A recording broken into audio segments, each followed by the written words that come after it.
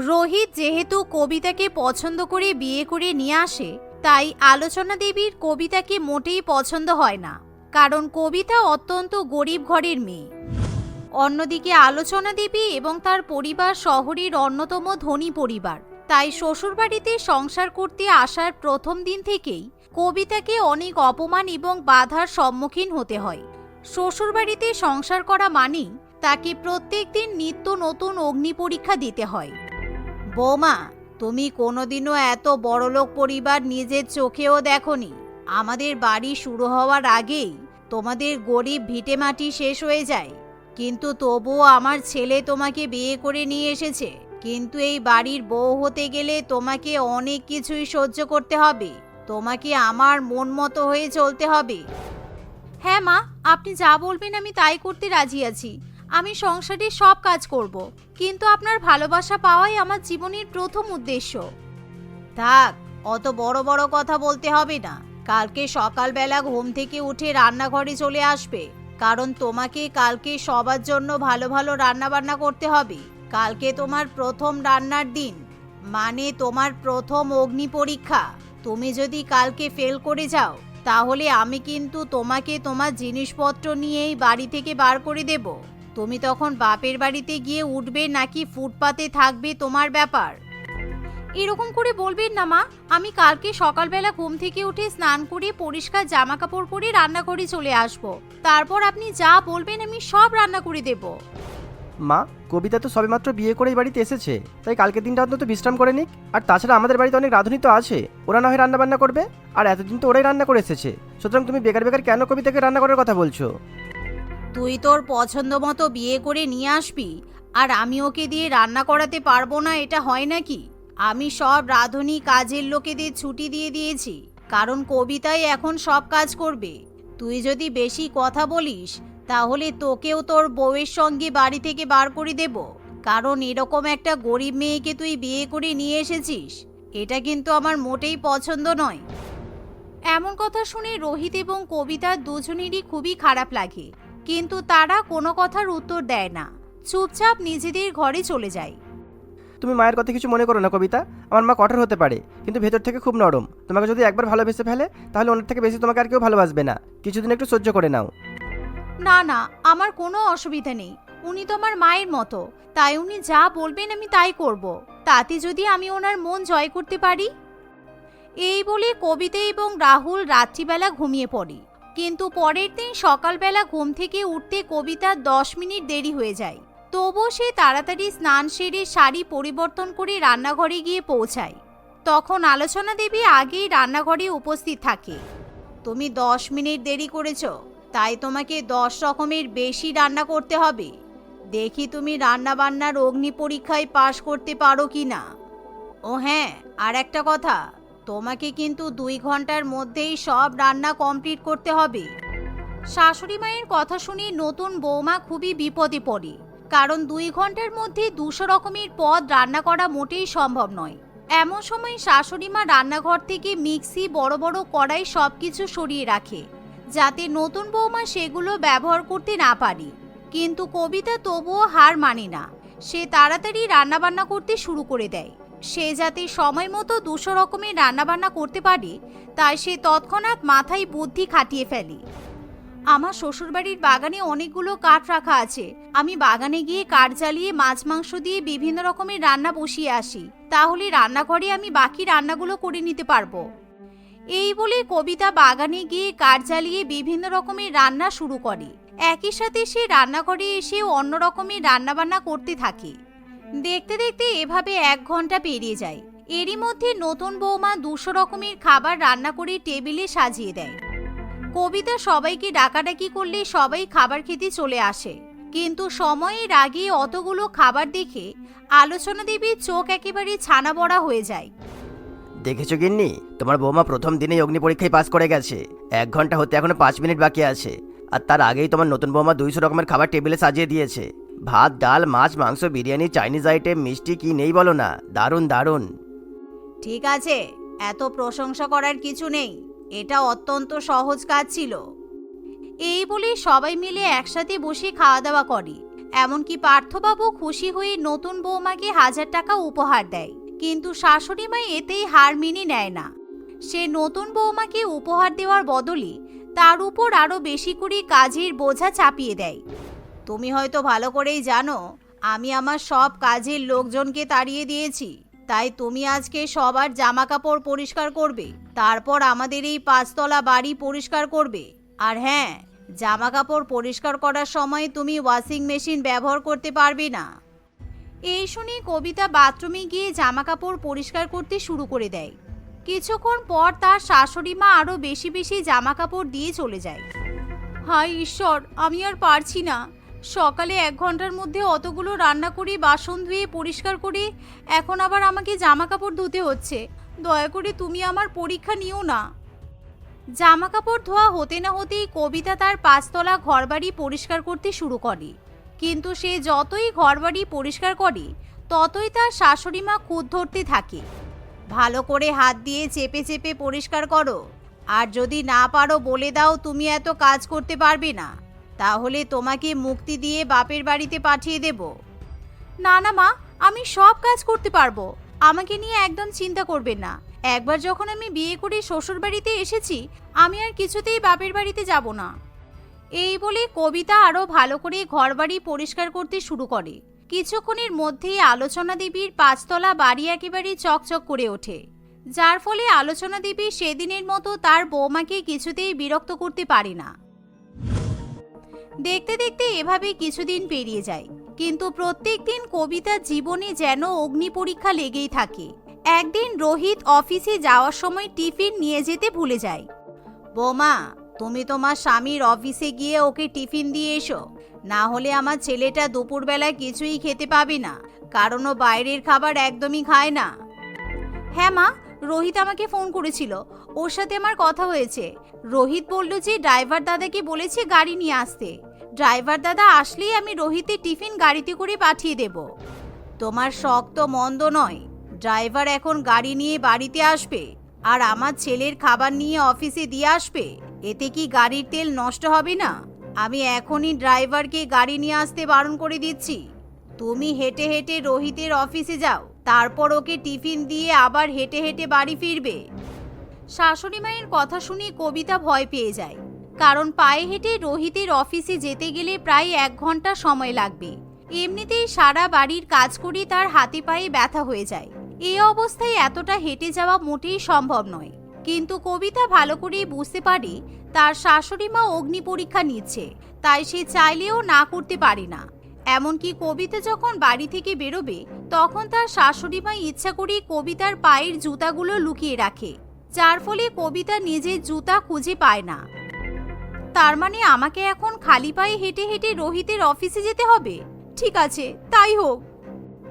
এই বলে কবিতা জুতা না পরেই 1 ঘন্টা ধরে হেঁটে হেঁটে রোহিতের অফিসে যায়। এতে করে তার পায়ে লাল লাল ফোস্কা পড়ে যায়, এমনকি তার পা থেকে ছাল উঠে যায়, কিন্তু সে তবুও রোহিতকে কিছুই বুঝতে দেয় না। আমি গাড়ি পাঠাচ্ছিলাম, মা বললো তুমি নাকি বারণ করে দিয়েছো, সেই জন্যই আমি ড্রাইভারকে পাঠাইনি। বেকার বেকার অটো বাসে করে আসার থেকে গাড়ি করে আসাই ভালো। তুমি অপেক্ষা করো, আমি তোমার জন্য ক্যাব বুক করে দিচ্ছি, তুমি ক্যাবে করে বাড়ি চলে যেও। না, তার কোনো দরকার নেই।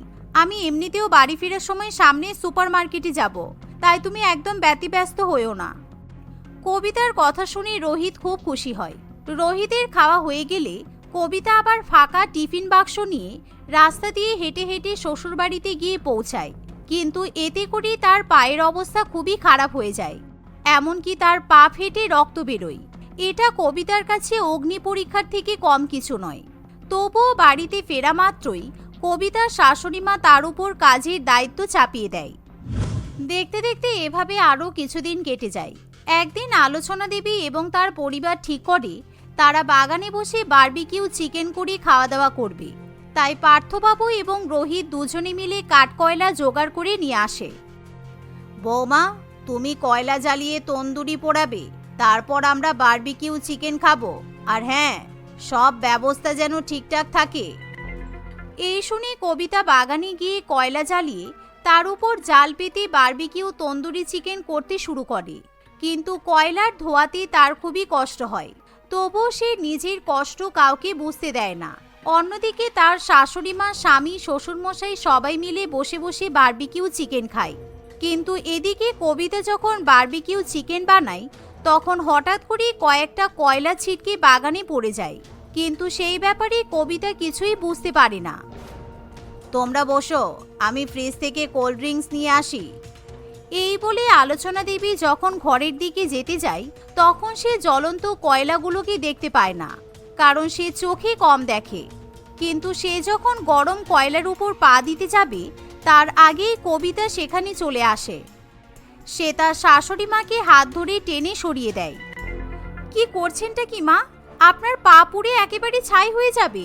এই জ্বলন্ত কয়লাগুলো ছিটকে বাইরে চলে এসেছে, আপনি দেখতে পাননি? কবিতা এই কথা বলতে না বলতেই হঠাৎ করে সেই জ্বলন্ত কয়লার উপর তার নিজেরই পা পড়ে যায়, যার ফলে সে জ্বালায় একেবারে আর্তনাদ করে ওঠে। এভাবে আজকের দিনটাই তার জীবনের সব থেকে বড় অগ্নি পরীক্ষা হয়ে দাঁড়ায়, কারণ শাশুড়ি মাকে বাঁচাতে গিয়ে তার পা পুরো ঝলসে একেবারে ছাই হয়ে যায়। আমার পা পুড়ে গেল, আমার খুব কষ্ট হচ্ছে, প্লিজ তোমরা আমাকে বাঁচাও, আমাকে বাঁচাও।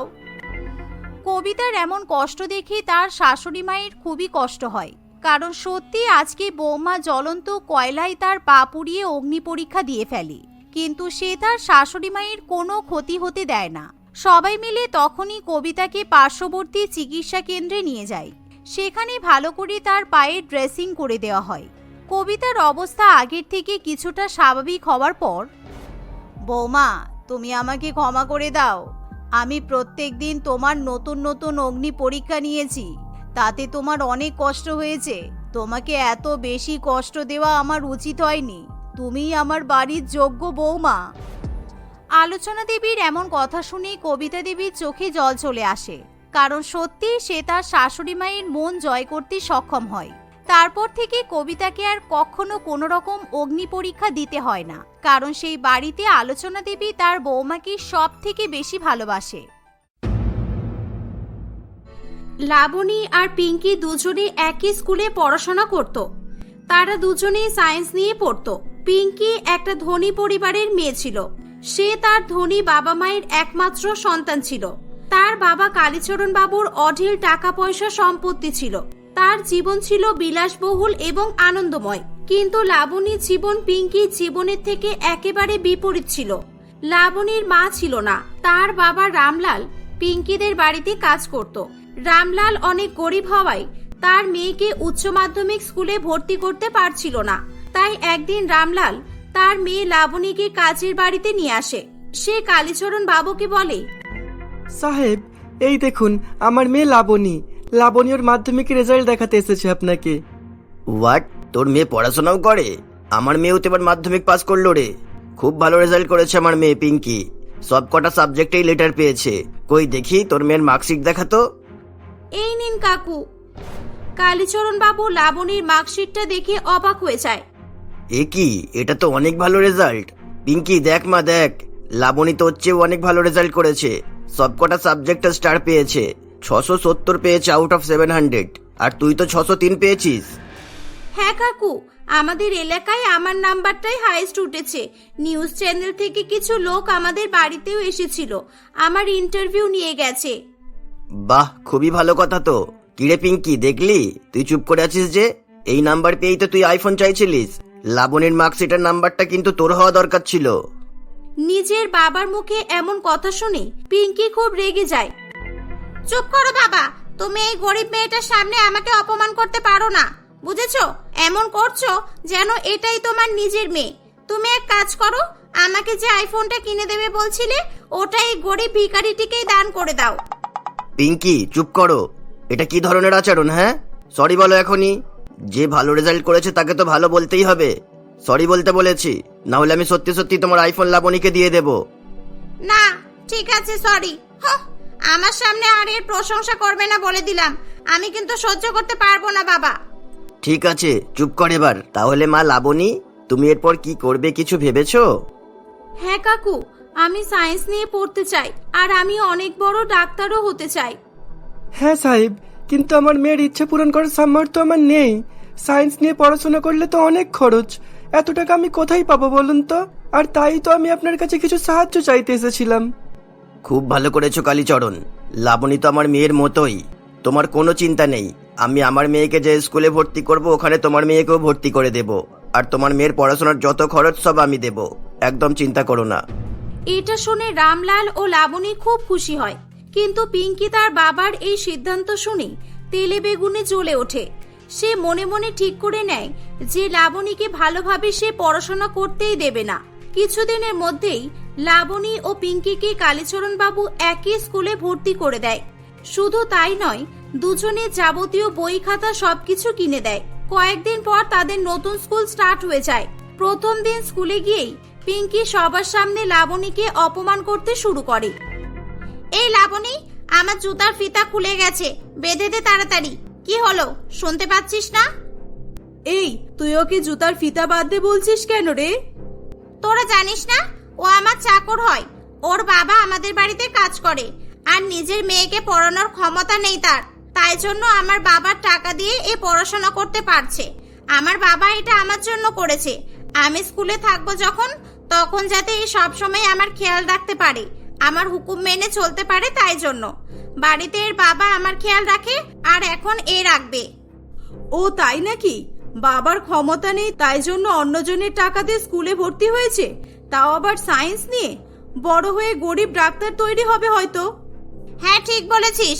কি রে, শুনলি না কি বললাম? আমার কথা না শুনলে কিন্তু তোর কপালে খুব দুঃখ আছে বলে দিলাম। আমি আমার মাকে বলে তোর বাবাকে কাজ থেকে বের করে দেব, আর তোরও পড়াশোনা বন্ধ করে দেব বলে দিলাম। না না, এমন করিস না। তুই যা বলবি আমি সব করব। আমি এখনই তোর জুতার ফিতা বেঁধে দিচ্ছি। Good girl.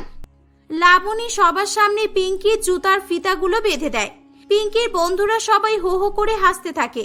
সেদিন থেকে সবাই লাবণীকে পিঙ্কির চাকর বলেই ডাকতো। পিঙ্কি প্রত্যেকদিন নানান রকম ভাবে লাবণীকে উত্ত্যক্ত করত, অপমান করত। লাবণী শুধুমাত্র তার পড়াশোনার কথা ভেবে সবটাই মেনে নিত। এভাবেই সময় কাটতে থাকে। একদিন ক্লাসের টিচার লাবণীকে বলে, লাবণী, তোমার প্র্যাকটিক্যালের কাজগুলো খুব সুন্দর হয়েছে। প্রত্যেকটা কাজ একদম নিখুঁত আর সঠিকভাবে তুমি করতে পেরেছো। এই ক্লাসের মধ্যে তোমার খাতাগুলোই বেস্ট হয়েছে, আর এই জন্যই তুমি আমার ফেভারিট স্টুডেন্ট। এটা শুনে পিঙ্কি খুব রেগে যায়। ম্যাম, আমিও তো সব কাজ খুব ভালো করে করেছি, আমার কাছে তো কোনো ভুল নেই। তাহলে আপনি আমাকে আপনার ফেভারিট স্টুডেন্ট বললেন না কেন? লাবণীকে কেন বলছেন? তোমার কাজ অবশ্যই ভালো হয়েছে, কিন্তু কাজগুলো তুমি নিজে করনি। তুমি বাইরের টিচারদের টাকা ঘুষ খাইয়ে কাজগুলো করিয়ে এনেছো। তুমি ভালো স্টুডেন্ট আমি জানি, কিন্তু তোমার ক্ষমতা আর সামর্থ্য কতটা সেটাও আমি ভালো করেই জানি, বুঝেছো? নিজে থেকে যখন কাজগুলো করে আনবে তখন তোমাকেও ভালো বলা হবে। এটা শুনে পিঙ্কি খুব রেগে যায়, কারণ সবাই ম্যাডামের কথা শুনে পিঙ্কিকে দেখে হাসাহাসি করছিল। বেশ কয়েকদিন কেটে যায়, আর কিছুদিন পরেই পিঙ্কির জন্মদিন ছিল। তাই তার বাবা মা তার জন্মদিন উপলক্ষে একটা বড় পার্টির আয়োজন করছিল। পিঙ্কি তার বন্ধুদের সঙ্গে মিলে লাবণীকে বিরক্ত করার জন্য আগে থেকেই কিছু প্ল্যান করে রেখেছিল। দেখতে দেখতে সেই দিনটা চলেই আসে। মেয়ের জন্মদিনের পার্টিতে কালীচরণ বাবু অনেক লোকজনকে ইনভাইট করেছিল। পিঙ্কিও তার বন্ধুদের ইনভাইট করেছিল। সে লাবণীকেও বিশেষভাবে ইনভাইট করে তাদের বাড়িতে ডেকেছিল। এই দেখ রিয়া, এই তেলটা নিয়ে যা। রামলাল কাকা এখনই সিঁড়ি থেকে নেমে আসবে, তেলটা ফেলে রাখ। লোকজন এখনো অত কেউ আসেনি। নিচে থেকে উপরের হলরুমে খাবার আর ড্রিঙ্কস গুলো সব নিয়ে যাবে। এটাই সুযোগ, বুঝলি? হ্যাঁ, আমি বুঝে গেছি, দে তেলটা দে। ওদিকে লাবণীর বাবা কাজ করতে খুব ব্যস্ত ছিল। কালীচরণ বাবু সেদিনের পার্টির সমস্ত দায়িত্ব তার উপর দিয়েছিল, যেমন অতিথিদের আপ্যায়ন করা, সবাইকে খাবার খাওয়ানো, কোল্ড ড্রিঙ্কস নিয়ে যাওয়া ইত্যাদি। কি রামলাল, সব ঠিকঠাক চলছে তো? তোমার কি কোনো হেল্প লাগবে? অনেক লোকজনই তো আসবে, তুমি সামলাতে পারবে তো? হ্যাঁ হ্যাঁ সাহেব, সব পারবো, কোনো চাপ নেই। এই তো আমি এবার খাবারগুলো উপরে নিয়ে যাচ্ছি। রামলাল খাবার নিয়ে যেতে গিয়ে সিঁড়িতে ফেলে রাখা তেলের উপর পা পড়তেই সে স্লিপ করে পড়ে যায়। তার পায়ে খুব জোরে চোট লাগায় সে যন্ত্রণায় ছটফট করতে থাকে। লাবণী কোনো রকমে তার বাবাকে অন্য একটা জায়গায় নিয়ে গিয়ে শুইয়ে দেয়। বাবা, তোমার কিছু হবে না বাবা, দাঁড়াও, আমি তোমাকে ডাক্তারের কাছে নিয়ে যাচ্ছি, চলো বাবা। কাকু, তোমার পায়ে এখনই চোট লাগাচ্ছিল বলো তো? দেখো পার্টিতে কত লোকজন আসছে, বাবা তো সব দায়িত্ব তোমাকে দিয়েছে, এবার কি হবে? এত গেস্টদের কে সামলাবে? পিঙ্কি মা, আমাকে ক্ষমা করো, আমি ইচ্ছা করে কিছু করিনি। আমি সব কাজ করে দিয়ে পার্টি শেষ হলেই ডাক্তারের কাছে যাব। না বাবা, তুমি এই অবস্থায় কিভাবে কাজ করবে? তুমি শুয়ে থাকো। বাবা, তোমার সব কাজ আমি করে দেব। কি কি করতে হবে আমাকে বলে দাও তুমি। কাকুর পায়ে লেগেছে, তুই বিরক্ত করিস না কাকুকে। কাকু তুমি রেস্ট করো, তুই আমার সঙ্গে আয়, আমি তোকে সব কাজ বুঝিয়ে দিচ্ছি, তোকে কি কি করতে হবে।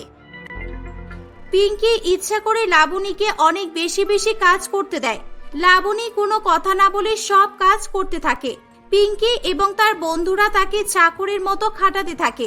কখনো তাকে কোল্ড ড্রিঙ্কস আনতে বলে, আবার কখনো জল আনতে বলে। এই তোরে দেখেছিস, আমাদের ক্লাসের ফার্স্ট গার্ল আমার বার্থডেতে আজকে কিসের কাজ করছে? ওয়েটারের কাজ করছে। আমাদের মতো কপাল করে আসেনি তো, কি আর করা যাবে? গরিব বাবার মেয়ে হয়ে জন্মেছে, বাবার যা কাজ সেই কাজ তো করতেই হবে, তাই না? এই লাবণী, জল এত গরম কেন? যা ঠান্ডা জল নিয়ে আয়। তোকে এভাবে কাজ করতে দেখে আমাদের খুব আনন্দ হচ্ছে।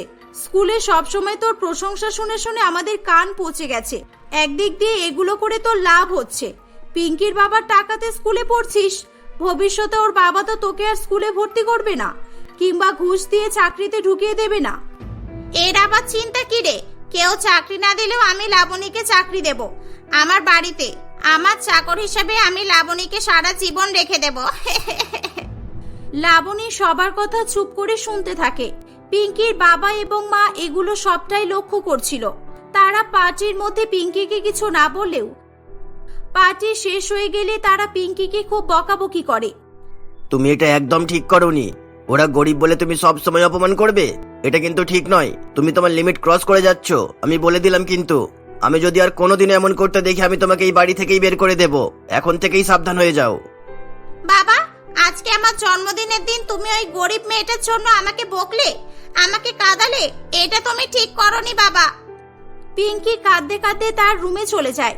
বাবা মায়ের উপর রাগ করে সে দরজা বন্ধ করে দেয়। পিঙ্কি মনে মনে অনেক রেগে যায়। সে পরের দিন স্কুলে গিয়ে তার সমস্ত হোমওয়ার্ক এবং প্র্যাকটিক্যালের কাজগুলো লাবণীকে করতে বলে। কিন্তু এত কাজ আমি কিভাবে করব? আমার নিজেরও তো অনেক কাজ আছে, এগুলো তো আমাকেও করতে হবে। আগে আমার কাজ করবি, তারপর তোরটা তুই বুঝে নিবি। তোর আগে আমি খাতা সাবমিট করব, মনে থাকে যেন। লাবণী চাপে পড়ে নিজের কাজ না করে পিঙ্কির কাজ করতে থাকে। পিঙ্কি সময় মতো খাতা জমা দিতে পারলেও লাবণী তার নিজের কাজ কমপ্লিট করতে পারেনি। তাই স্কুলের ম্যাডাম তাকে একটু বকাবকি করে। এই দেখে পিঙ্কি খুব খুশি হয়।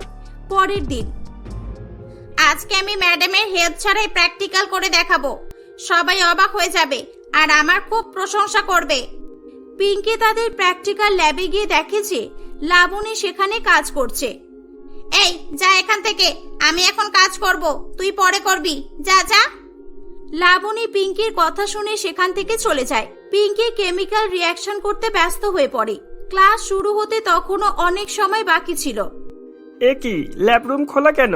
ভেতরে তো কেউ নেই, বন্ধ করে দিই, না হলে ম্যাডাম আমাকে বকবেন আবার।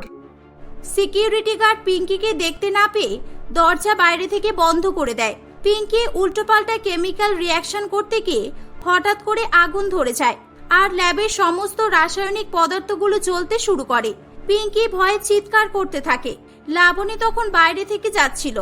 সে পিঙ্কির চিৎকার শুনে কোনো রকমে ল্যাবের তালা ভেঙে ভেতরে ঢোকে আর পিঙ্কিকে উদ্ধার করে বাইরে নিয়ে আসে। পিঙ্কিকে বাঁচাতে গিয়ে লাবণীর হাত পুড়ে যায়।